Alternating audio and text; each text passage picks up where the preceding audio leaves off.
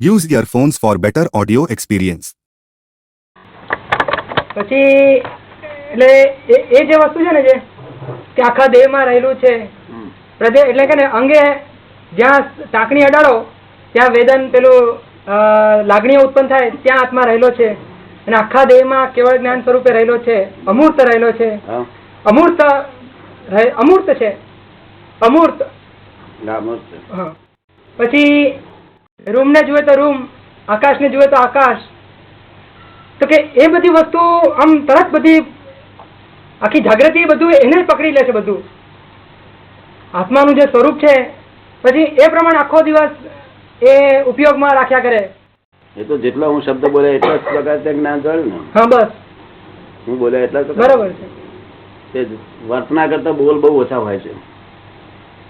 મૂળ વસ્તુ વર્તના કરતા બોલમાં આવે છે બહુ ઓછું, તેનાથી વર્તનમાં બહુ ઓછું આવે. તો ને મૂળ વસ્તુ જુદી છે. પણ જે આ વસ્તુ જે વસ્તુ પકડી છે કેવળ જ્ઞાન સ્વરૂપ ને, તો કે એમાં એવું લાગે કે એ વસ્તુ એવી છે ને કે આખું મનની સ્થિતિ પણ આખું વિલય પામી જાય તે વખતે. બરાબર.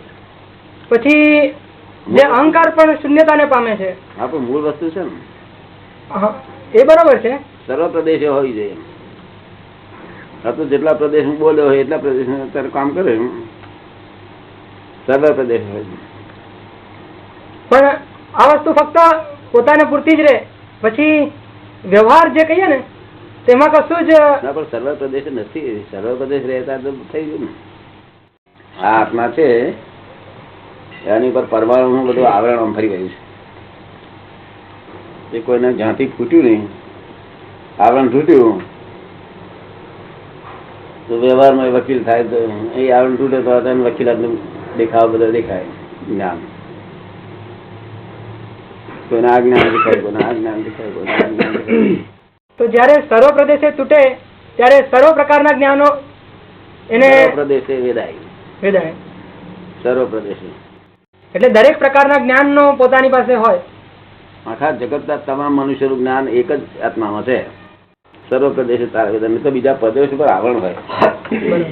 પણ જે અહંકાર ને બધા જોઈ શકે એ જ્ઞાન ફક્ત જ્ઞાન કહ્યું એને. ફક્ત એને જ જ્ઞાન કહ્યું.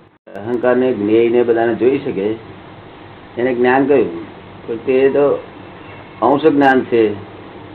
અંશ જ્ઞાન. પણ ત્યાંથી ઉપયોગ કેવાય. જ્ઞાન જ્યાં છે ત્યાં ઉપયોગ અંશ હોય કે પછી સર્વાંશ હોય.